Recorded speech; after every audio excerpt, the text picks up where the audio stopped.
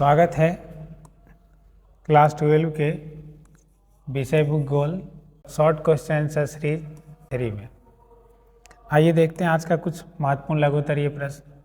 हमारा पहला प्रश्न है, निश्चयवाद संभाववाद के बीच अंतर स्पष्ट कीजिए। बहुत ही महत्वपूर्ण क्वेश्चन है। निश्चयवाद यह विचार है कि मानव जीवन और गतिविधियाँ प्राकृतिक वातावरण द्वारा पूरी तरह क्या है निर्धारित होती है। दूसरा हमारा है संभाववाद।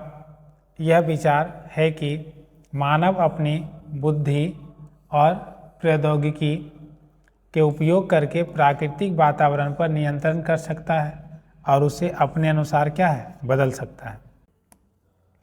अगला प्रश्न है, भूमध्य सागरीय कृषि के महत्व को लिखिए।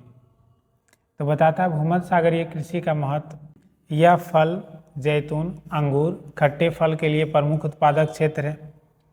दूसरा, जैतून का तेल, अंगूर, वाइन उत्पादन वैश्विक व्यापार में क्या है योगदान देता है।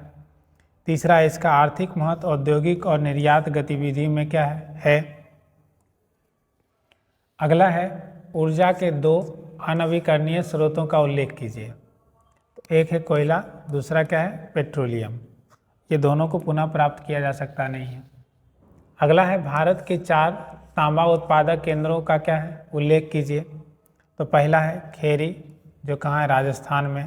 दूसरा क्या है मलांज खंड मध्य प्रदेश, सिंहभूम झारखंड, ताम्रलिप्ति पश्चिम बंगाल। भारत के 4 सूती वस्त्र उद्योग केंद्रों के नाम लिखिए।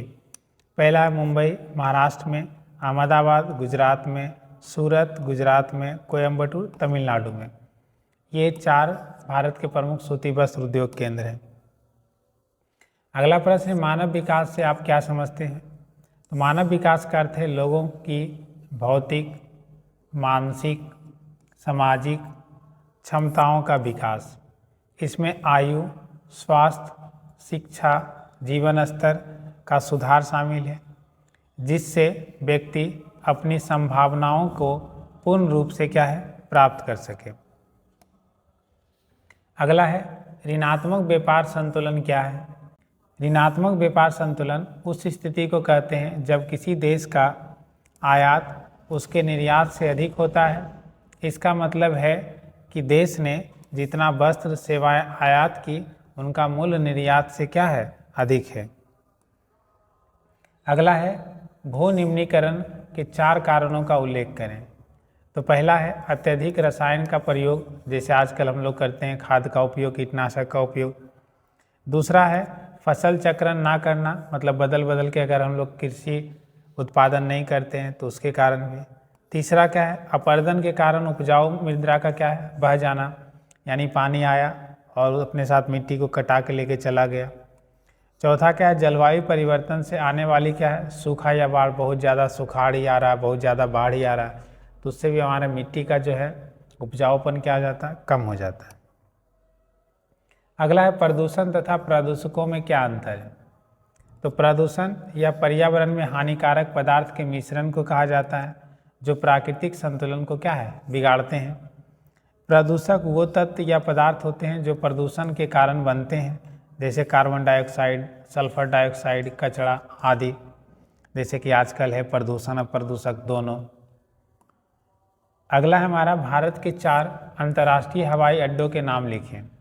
तो पहला इंदिरा गांधी अंतर्राष्ट्रीय हवाई अड्डा दिल्ली। दूसरा है छत्रपति शिवाजी महाराज अंतर्राष्ट्रीय हवाई अड्डा मुंबई। तीसरा है कैंपो गौड़ा अंतर्राष्ट्रीय हवाई अड्डा बेंगलुरु।